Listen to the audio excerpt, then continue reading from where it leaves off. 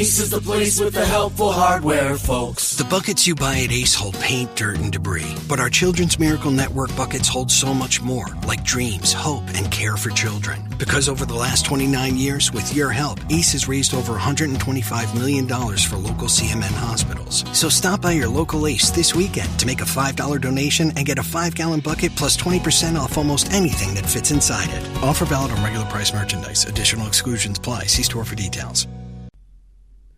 लीजिए सुनिए प्रेमचंद की लिखी कहानी दरोगा जी।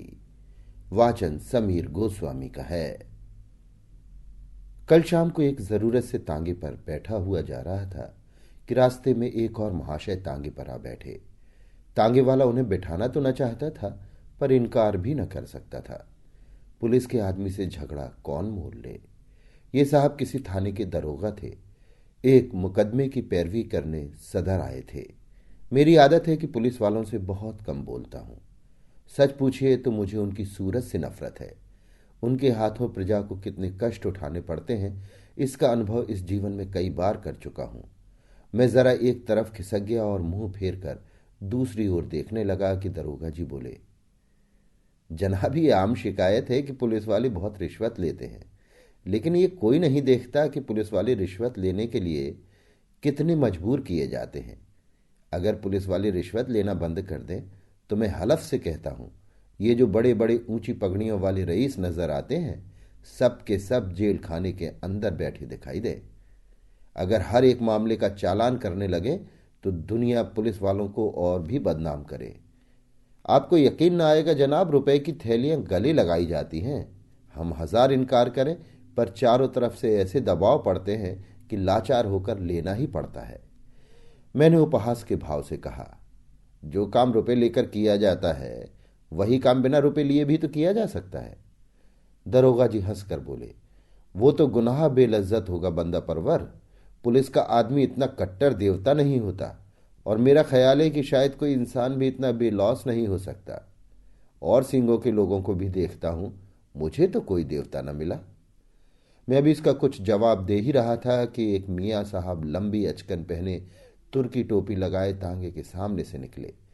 दरोगा जी ने उन्हें देखते ही झुककर सलाम किया और शायद मिजाज शरीफ पूछना चाहते थे कि उस भले आदमी ने सलाम का जवाब गालियों से देना शुरू किया।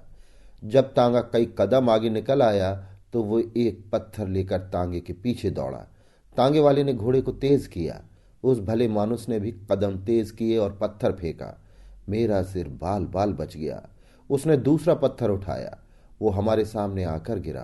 तीसरा पत्थर इतनी जोर से आया कि दरोगा जी के घुटने में बड़ी चोट आई, पर इतनी देर में तांगा इतनी दूर निकल आया कि हम पत्थरों की मार से दूर हो गए। हाँ, गालियों की मार अभी तक जारी थी। जब तक वो आदमी आंखों से ओझल न हो गया, हम उसे एक हाथ में पत्थर उठाए गालियां बकते हुए देख रहे थे। जब जरा चित्त शांत हुआ, मैंने दरोगा जी से पूछा, ये आदमी कौन है साहब? कोई पागल तो नहीं है? दरोगा जी ने घुटने को सहलाते हुए कहा, पागल नहीं है साहब, मेरा पुराना दुश्मन है। मैंने समझा था जालिम पिछली बातें भूल गया होगा, वरना मुझे क्या पड़ी थी कि सलाम करने जाता। मैंने पूछा, आपने इसे किसी मुकदमे में सजा दिलाई होगी? बड़ी लंबी दास्तान है जनाब, बस इतना ही समझ लीजिए कि इसका बस चले तो मुझे जिंदा ही निगल जाए। आप तो शोक की आग को और भड़का रहे हैं। अब वो दास्तान सुने बगैर तस्कीन ना होगी। दरोगा जी ने पहलू बदल कर कहा, अच्छी बात है, सुनिए। कई साल हुए मैं सदर में ही तैनात था। बेफिक्री के दिन थे, ताज़ा खून। एक माशूक से आंख लड़ गई। आम दरफ्त शुरू हुई। अब भी जब उस हसीना की याद आती है तो आंखों से आंसू निकल आते हैं। बाजारू औरतों में इतनी हया, इतनी वफा, इतनी मुरव्वत मैंने नहीं देखी। 2 साल उसके साथ इतनी लुत्फ से गुजरे कि आज भी उसकी याद करके रोता हूं। मगर किस्से को बढ़ाऊंगा नहीं, वरना अधूरा ही रह जाएगा। मुख्तसर ये कि 2 साल के बाद मेरे तबादले का हुक्म आ गया। उस वक्त दिल को जितना सदमा पहुंचा, उसका जिक्र करने के लिए दफ्तर चाहिए। बस यही जी चाहता था कि इस्तीफा दे दूं। उस हसीना ने यह खबर सुनी तो उसकी जान सी निकल गई। सफर की तैयारी के लिए मुझे 3 दिन मिले थे। ये 3 दिन हमने मंसूबे बांधने में काटे। उस वक्त मुझे अनुभव हुआ था कि औरतों को अक्ल से खाली समझने में हमने कितनी बड़ी गलती की है। मेरे मंसूबे शेख चिल्ली के से होते थे। कलकत्ते भाग चले, वहां कोई दुकान खोल दें या इसी तरह कोई दूसरी तजवीज करता, लेकिन वो यही जवाब देती कि अभी वहां जाकर अपना काम करो, जब मकान का बंदोबस्त हो जाए तो मुझे बुला लेना, मैं दौड़ी चली आऊंगी। आखिर जुदाई की घड़ी आई। मुझे मालूम होता था कि अब जान न बचेगी। गाड़ी का वक्त निकला जाता था और मैं उसके पास से उठने का नाम न लेता था, मगर मैं फिर किस्से को तूल देने लगा। खुलासा यह है कि मैं उसे 2-3 दिन में बुलाने का वादा करके रुखसत हुआ, पर अफसोस वे 2-3 दिन कभी न आए। पहले 10-5 दिन तो अफसरों से मिलने और इलाके की देखभाल में गुजरे। इसके बाद घर से खत आ गया कि तुम्हारी शादी तय हो गई, रुखसत लेकर आ जाओ। शादी की खुशी में उस वफा की देवी की मुझे फिक्र न रही। शादी करके महीना भर बाद लौटा तो बीवी साथ थी, रही सही याद भी जाती रही। उसने 1 महीने के बाद एक खत भेजा, पर मैंने उसका जवाब न दिया। डरता रहता था कि कहीं एक दिन वो आकर सिर पर सवार न हो जाए, फिर बीवी को मुंह दिखाने लायक भी न रह जाऊं। साल भर के बाद मुझे एक काम से सदर आना पड़ा। उस वक्त मुझे उस औरत की याद आई। सोचा जरा चलकर देखना चाहिए किस हालत में है। फौरन अपने खत न भेजने और इतने दिनों तक न आने का जवाब सोच लिया और उसके द्वार पर जा पहुंचा। दरवाज़ा साफ सुथरा था, मकान की हालत भी पहले से अच्छी थी। दिल की खुशी हुई कि इसकी हालत उतनी खराब नहीं है जितनी मैंने समझी थी, और क्यों खराब रहने लगी। मुझ जैसे दुनिया में क्या और आदमी ही नहीं है। मैंने दरवाज़ा खटखटाया। अंदर से वो बंद था। आवाज आई, कौन है? मैंने कहा, वाह, इतनी जल्दी भूल गई, मैं हूं बशीर। कोई जवाब न मिला। आवाज उसी की थी, इसमें शक नहीं। फिर दरवाज़ा क्यों नहीं खोलती? जरूर मुझसे नाराज है। मैंने फिर किवाड़ खटखटाए और लगा अपनी मुसीबतों का किस्सा सुनाने। कोई 15 मिनट बाद दरवाज़ा खुला। हसीना ने मुझे इशारे से अंदर बुलाया और चट किवाड़ बंद कर लिए। मैंने कहा, मैं तुमसे मुआफ़ी मांगने आया हूं। यहां से जाकर मैं बड़ी मुश्किल में फंस गया। इलाका इतना खराब है कि दम मारने की मोहलत नहीं मिलती। हसीना ने मेरी तरफ न देखकर जमीन की तरफ ताकते हुए कहा, मुआफ़ी किस बात की? तुमसे मेरा निकाह तो न हुआ था। दिल कहीं और लग गया तो मेरी याद क्यों आती? मुझे तुमसे कोई शिकायत नहीं है। जैसा और लोग करते हैं वैसा ही तुमने किया। यही क्या कम है कि इतने दिनों बाद इधर आ तो गए। रहे तो खैरियत से? किसी तरह जिंदा हूं। शायद जुदाई में घुलते घुलते ये तौन निकल आई है। खुदा झूठ ना बुलवाए, तब से दूने हो गए। मैंने झेंपते हुए कहा, यह सारा बलगम का फिसाद है। भला मोटा मैं क्या होता? उधर का पानी निहायत बलगमी है। तुमने तो मेरी याद ही भुला दी। उसने अब की मेरी ओर तेज निगाहों से देखा और बोली, खत का जवाब तक न दिया, उल्टे मुझी को इल्जाम देते हो। मैं तुम्हें शुरू से बेवफा समझती थी और तुम वैसे ही निकले। बीवी लाए और मुझे खत तक न लिखा। मैंने ताज्जुब से पूछा, तुम्हें कैसे मालूम हुआ कि मेरी शादी हो गई? उसने रुखाई से कहा, यह पूछकर क्या करोगे? झूठ तो नहीं कहती। बेवफा बहुत देखे, लेकिन तुम सबसे बढ़कर निकले। तुम्हारी आवाज सुनकर जी में तो आया कि धुतकार दूं, लेकिन यह सोचकर दरवाजा खोल दिया कि अपने दरवाजे पर किसी को क्या जलील करूं। मैंने कोट उतारकर घोंटी पर लटका दिया, जूते भी उतार डाले और चारपाई पर लेटकर बोला, लैली, देखो इतनी बेरहमी से न पेश आओ। मैं तो अपनी खताओं को खुद तस्लीम करता हूं और इसलिए अब तुमसे मुआफ़ी मांगने आया हूं। जरा अपने नाजुक हाथों से एक पान तो खिला दो। सच कहना, तुम्हें मेरी याद काहे को आती होगी? कोई और यार मिल गया होगा। लैली पानदान खोलकर पान बनाने लगी कि एकाएक किसी ने किवाड़ खटखटाए।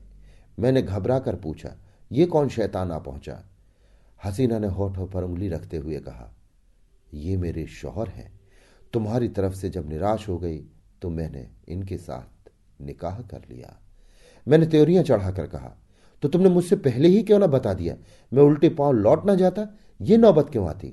ना जाने कब की ये कसर निकाली। मुझे क्या मालूम था कि ये इतने जल्द आ पहुंचेंगी। रोज तो पहर रात गए आते थे, फिर तुम इतनी दूर से आए थे, तुम्हारी कुछ खातिर भी तो करनी थी। अच्छा, यही खातिर की? बताओ अब मैं जाऊं कहां? मेरी समझ में खुद कुछ नहीं आ रहा। या अल्लाह, किस अजाब में फंसी। इतने में उन साहब ने दरवाजा खटखटाया। ऐसा मालूम होता था कि किवाड़ तोड़ डालेगा। हसीना के चेहरे का एक रंग आता था, एक रंग जाता था। बेचारी खड़ी कांप रही थी। बस जबान से यही निकलता था, या अल्लाह रहम कर। बाहर से आवाज आई, अरे तुम क्या सरे शाम सो गई? अभी तो 8 भी नहीं बजे। कहीं सांप तो नहीं सूंघ गया? अल्लाह जानता है, अब और देर की तो किवाड़ चिड़वा डालूंगा। मैंने गिड़गिड़ाकर कहा, खुदा के लिए मेरे छिपने की कोई जगह बताओ। पिछवाड़े का कोई दरवाजा नहीं? ना, संडास तो है। सबसे पहले वो वहीं जाएंगे। अच्छा, वो सामने कोठरी कैसी है? हाँ है तो, लेकिन कहीं कोठरी खोलकर देखा तो? क्या बहुत डबल आदमी है? तुम जैसे 2 को बगल में दबा ले। तो खोल दो कोठरी। वो जो ही अंदर आएगा मैं दरवाजा खोलकर निकल भागूंगा। हसीना ने कोठरी खोल दी। मैं अंदर जा घुसा। दरवाजा फिर बंद हो गया। मुझे कोठरी में बंद करके हसीना ने जाकर सदर दरवाजा खोला और बोली, क्यों किवाड़ तोड़े डालते हो? आ तो रही हूं। मैंने कोठरी के किवाड़ों के दराजों से देखा। आदमी क्या, पूरा देव था। अंदर आते ही बोला, तुम सरे शाम से सो गई थी? हाँ, जरा आंख लग गई थी। मुझे तो ऐसा मालूम हो रहा था कि तुम किसी से बातें कर रही हो। वहम की दवा तो लुकमान के पास भी नहीं। मैंने साफ साफ सुना, कोई ना कोई था जरूर। तुमने उसे कहीं छिपा रखा है। इन्हीं बातों पर तुमसे मेरा जी जलता है। सारा घर तो पड़ा है, देख क्यों नहीं लेते? देखूंगा तो मैं जरूर ही, लेकिन तुमसे सीधे सीधे पूछता हूं, बतला दो कौन था? हसीना ने कुंजियों का गुच्छा फेंकते हुए कहा, और कोई था तो घर ही में ना होगा। लो, सब जगह देखाओ। सुई तो है नहीं कि मैंने कहीं छिपा दी हो। वो शैतान इन चकमों में ना आया। शायद पहले भी ऐसा ही चरका खा चुका था। कुंजियों का गुच्छा उठाकर सबसे पहले मेरी कोठरी के द्वार पर आया और ताले को खोलने की कोशिश करने लगा। गुच्छे में उस ताले की कुंजी ना थी। बोला, इस कोठरी की कुंजी कहाँ है? हसीना ने बनावटी ताज्जुब से कहा, अरे तो क्या उसमें कोई छिपा बैठा है? वो तो लकड़ियों से भरी पड़ी है। तुम कुंजी दे दो ना। तुम भी कभी कभी पागलों के से काम करने लगते हो। अंधेरे में कोई सांप बिच्छू निकल आए तो? ना भैया, मैं उसकी कुंजी ना दूंगी। भला से सांप निकल आएगा, अच्छा ही हो निकल आए। इस बेहयाई की जिंदगी से तो मौत ही अच्छी। हसीना ने इधर उधर तलाश करके कहा, न जाने उसकी कुंजी कहाँ रख दी, ख्याल नहीं आता। इस कोठरी में तो मैंने और कभी ताला नहीं देखा। मैं तो रोज लगाती हूं, शायद कभी लगाना भूल गई हूं तो नहीं कह सकती। तो तुम कुंजी न दोगी? कहती तो हूं, इस वक्त नहीं मिल रही है। कहे देता हूं, कच्चा ही खा जाऊंगा। अब तक तो मैं किसी तरह जब्त किए खड़ा रहा। बार बार अपने पर गुस्सा आ रहा था कि यहां क्यों आया। ना जाने ये शैतान कैसे पेश आए, कहीं तैश में आकर मार ही न डाले। मेरे हाथों में तो कोई छुरी भी नहीं। या खुदा, अब तू ही मालिक है। तमरो के खड़ा था कि एक पल का भी मौका मिले तो निकल भागूं, लेकिन जब उस मरदूद ने किवाड़ों को जोर से धमधमाना शुरू किया तब तो रूह ही फना हो गई। इधर उधर निगाह डाली कि किसी कोने में छिपने की जगह है या नहीं। किवाड़ के दराजों से कुछ रोशनी आ रही थी। ऊपर जो निगाह उठाई तो एक मचान सा दिखाई दिया। डूबते को तिनके का सहारा मिल गया। उचक कर चाहता था कि ऊपर चढ़ जाऊं कि मचान पर एक आदमी को बैठे देखकर उस हालत में मेरे मुंह से चीख निकल गई। ये हजरत अचकन पहने, घड़ी लगाए, एक खूबसूरत साफा बांध उकड़ू बैठे हुए थे। अब मुझे मालूम हुआ कि मेरे लिए दरवाज़ा खोलने में हसीना ने इतनी देर क्यों की थी। अभी इनको देख ही रहा था कि दरवाजे पर मूसल की चोटें पड़ने लगीं। मामूली किवाड़ तो थे ही, 3-4 चोटों में दोनों किवाड़े नीचे आ रहे और वो मरदूद लालटेन लिए कमरे में घुसा। उस वक्त मेरी क्या हालत थी इसका अंदाज़ा आप खुद कर सकते हैं। उसने मुझे देखते ही लालटेन रख दी और मेरी गर्दन पकड़कर बोला, अच्छा आप यहाँ तशरीफ रखते हैं, आइए आपकी कुछ खातिर करूं। ऐसे मेहमान रोज कहाँ मिलते हैं। ये कहते हुए उसने मेरा एक हाथ पकड़कर इतनी जोर से बाहर की तरफ ढकेला कि मैं आंगन में औंधा जा गिरा। उस शैतान की आंखों से अंगारे निकल रहे थे। मालूम होता था उसके होंठ मेरा खून चूसने के लिए बढ़े आ रहे हैं। मैं अभी जमीन से उठने भी न पाया था कि वो कसाई एक बड़ा सा तेज छुरा लिए मेरी गर्दन पर आ पहुंचा। मगर जनाब, हूं पुलिस का आदमी। उस वक्त मुझे एक चाल सूझ गई। उसने मेरी जान बचा ली, वरना आज आपके साथ तांगे पर न बैठा होता। मैंने हाथ जोड़कर कहा, हुजूर मैं बिल्कुल बेकसूर हूं, मैं तो मीर साहब के साथ आया था। उसने गरज कर पूछा, कौन मीर साहब? मैंने जी कड़ा करके कहा, वही जो मचान पर बैठे हुए हैं। मैं तो हुजूर का गुलाम ठहरा, जहां हुक्म पाऊंगा उनके साथ जाऊंगा, मेरी इसमें क्या खता है? अच्छा, तो कोई मीर साहब मचान पर भी तशरीफ रखते हैं? उसने मेरा हाथ पकड़ लिया और कोठरी में जाकर मचान पर देखा। वो हजरत सिमटे सिमटाए भीगी बिल्ली बने बैठे थे। चेहरा ऐसा पीला पड़ गया था गोया बदन में जान ही नहीं।